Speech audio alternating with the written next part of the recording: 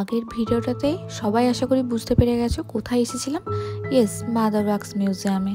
এই মিউজিয়ামের অ্যাম্বিয়েন্সটা দেখো খুবই সুন্দর, আর এই দিন ওয়েদারটাও ছিল খুবই সুইটেবল একটা ওয়েদার।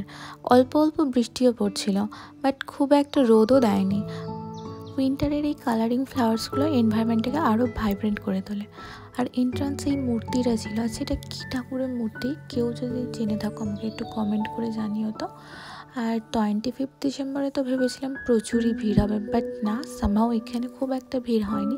কিন্তু ইকো পার্কে কিন্তু পা ফেলারও জায়গা ছিল না, প্রচণ্ড ভিড় হয়েছিল।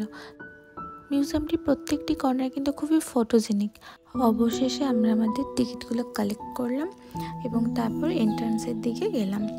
এখানকার স্টাফেদের বিহেভিয়ারও কিন্তু খুবই ভালো এবং খুবই হেল্পফুল তারা।